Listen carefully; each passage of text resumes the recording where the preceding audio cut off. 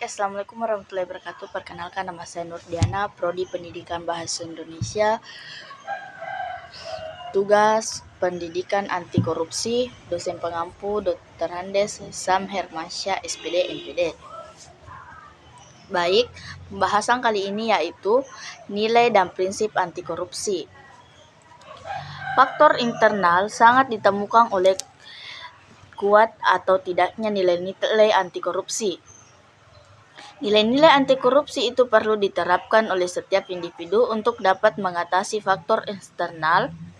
Selain memiliki nilai-nilai anti korupsi, setiap individu yang perlu memahami dengan mendalam prinsip-prinsip anti korupsi, yaitu akuntabilitas, transparansi, kewajaran kebijakan, dan kontrol kebijakan dalam suatu organisasi, institusi masyarakat. Oleh karena itu, hubungan antara prinsip-prinsip dan nilai-nilai anti korupsi merupakan satu kesatuan yang tidak dapat dipisahkan. 1. Kejujuran. Kata jujur dapat didefinisikan sebagai lurus hati, tidak berbohong, dan tidak curang.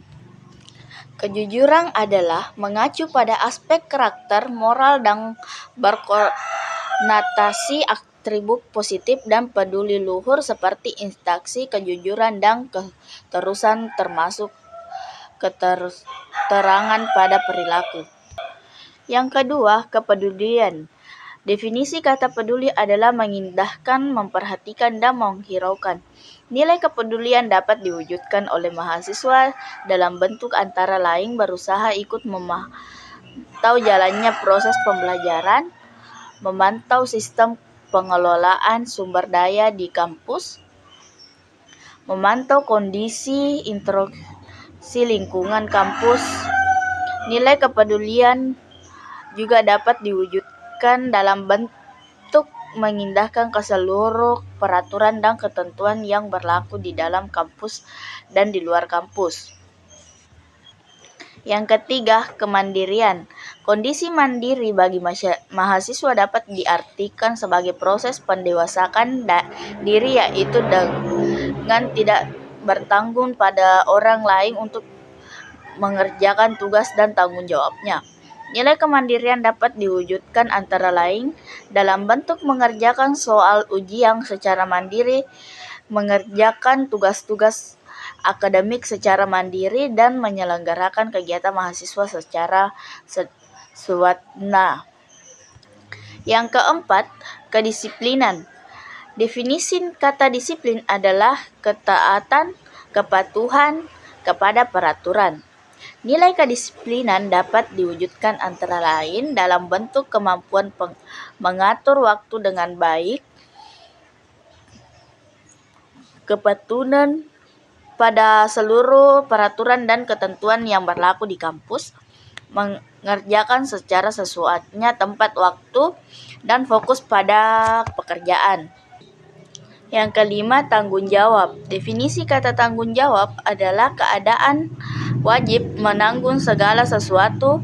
Kalau terjadi apa-apa, boleh dituntut, dipersalahkan, dan diperkarakan.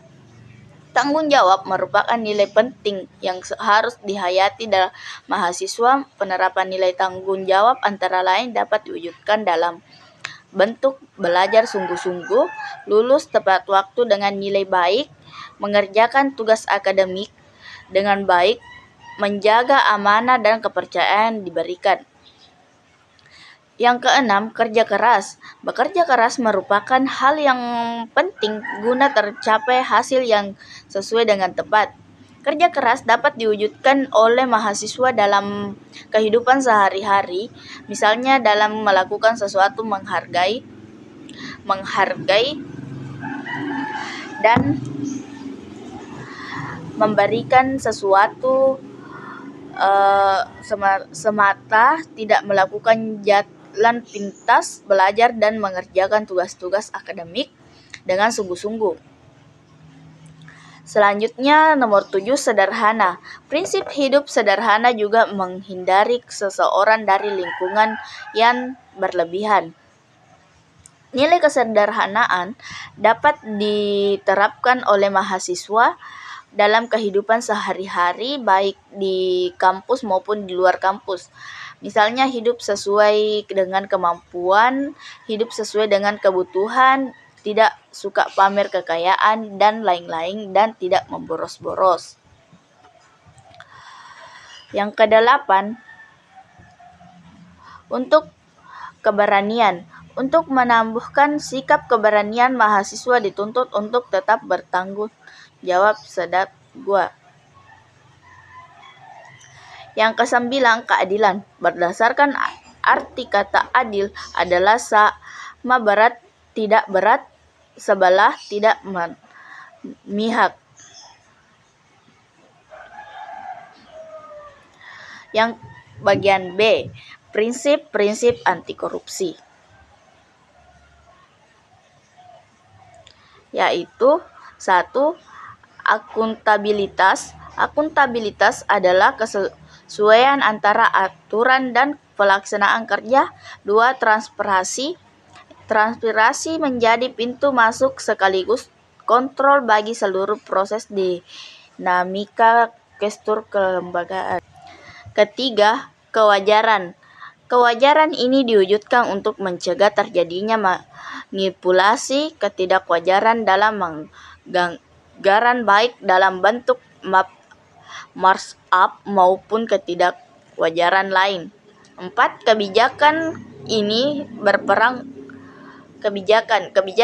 berperan untuk mengatur tata interaksi agar tidak terjadi penyimpangan yang dapat merugikan negara dan masyarakat. Yang kelima, kontrol kebijakan. Kontrol kebijakan merupakan upaya agar kebijakan yang dibuat terbentuk efektif dan pengeliminasi semua bentuk korupsi. Lebih dan kurangnya mohon dimaafkan. Billahi fisabilillah, wastabil khairat. Wassalamualaikum warahmatullahi wabarakatuh.